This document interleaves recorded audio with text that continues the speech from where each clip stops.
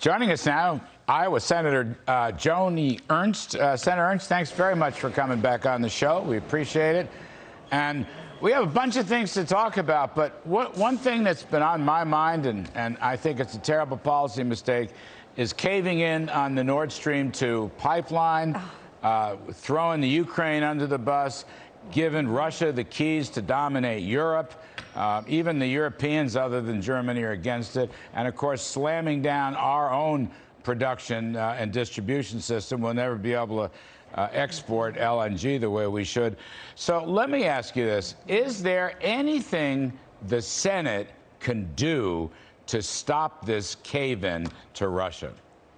I actually am backing an effort that would stop this cave-in. It would reinstate those sanctions that the Biden administration has eased on Russia or on the contractors that are working on the Nord Stream 2 project.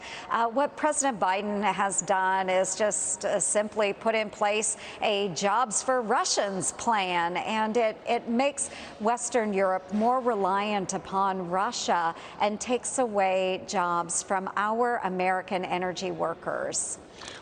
Senator, when the Trump administration, and I worked very hard on this, along with Mnuchin and a whole bunch of people, when we put the sanctions on, it worked. I mean, basically, they couldn't finish the last 100 miles or so, and you can't have a pipeline that's only 99% pipeline.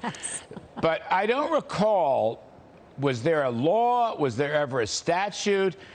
Does the Treasury Department have, certain discretionary guidelines? I mean, technically, how does this work? I'm looking for a choke point, where you might be able to come back and stop the State Department.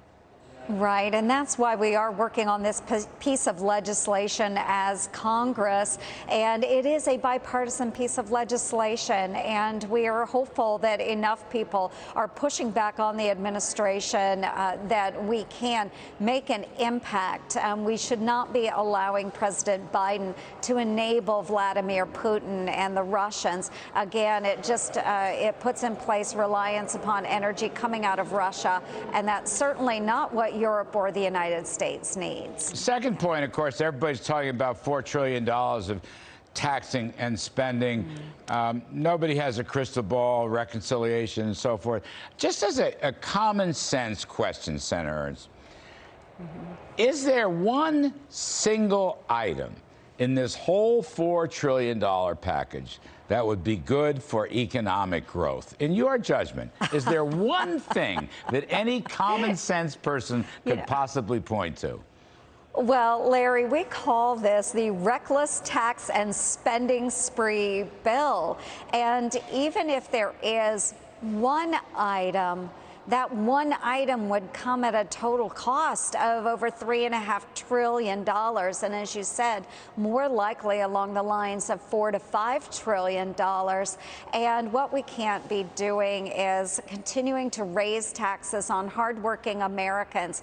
They are just breaking even now, trying to come out of COVID. Lots of great folks are going back to work. What we don't want to do is put our economy in jeopardy and continually tax those that are really trying to bolster America and our economy. That's what this bill does. It's really unfortunate that we are going down this path.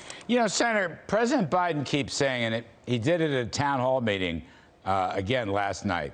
He keeps saying that all this government spending is going to bring down the inflation, which has popped up and is damaging middle-class people. All the spending will bring down inflation. He keeps saying that. Oh, my. Now, is that a head-scratcher or what? I can't figure that out, Larry. All of this spending is going nowhere when you have no goods and services to purchase. We are devaluing the dollar. It is so difficult. Our Iowa families, our American families, are paying more every single day for their goods, common goods, things like diapers that our young families need for their young children, things like gas to get them to work. work, milk to put on the table.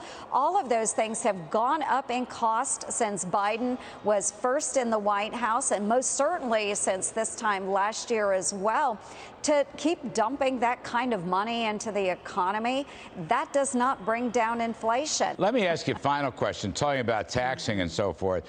In the president's proposals and the Treasury Department's proposals is the threat to end the step-up in basis for the inheritance tax or the death tax. Now, if that were to go through, what would that do to Iowa farms or Iowa ranches or Iowa small businesses? How would that play in Iowa? And this would not play out well, Larry. And what that would do if President Biden moves forward with taxing our farmers, which right now there is not a tax imposed when a family farm is inherited or passed on to that next generation, nor in that small business. But what President Biden is proposing is the elimination of that step up in basis, and that would be very detrimental. It would cause the loss of 80,000 jobs per year, and it would hit our GDP to the likes of right around $10 billion a year. That would mean that family farms would go by the wayside, and I really have very strong feelings about this. I have spoken to other members in the Senate that come from farming communities, gentlemen like Senator Jon Tester. We want to make sure that this does not happen in the Democrats' spending plan, because we know in order to do that level of spending, they're going to have to tax hardworking, everyday Americans. So I'm calling this the elimination of the step up in basis. I'm calling it the farm to table tax, because it is going to hurt our farmers, and it's going to cause the cost of food to skyrocket for every American. You know, we have no tradition, no tax tradition in this country of taxing unrealized capital gains, which is essentially what this is doing. Yes. But let me end on this note.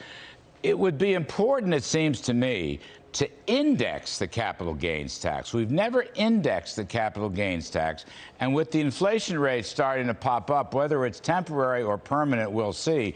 Why not push for index? You know, back in the Reagan years when I was first down there, we indexed the income tax. It was actually Bob Dole who pushed that. We never got around to indexing capital gains. Can you fix that, Senator Ernst? I'm counting on you. Isn't it something that we can't sit down and have reasonable discussions about what we should be doing when it comes to reasonable tax policy? Of course, we want to make sure that we're maintaining low tax rates for those hardworking Americans. But again, that's not happening. Those discussions aren't happening as Democrats move forward with this purely partisan tax and spending spree. It is extremely reckless. We shouldn't be doing it. Let's get back to those common sense discussions. Yeah, I like common sense. That's much better. Anyway, Senator Joni Ernst, thank you, ma'am.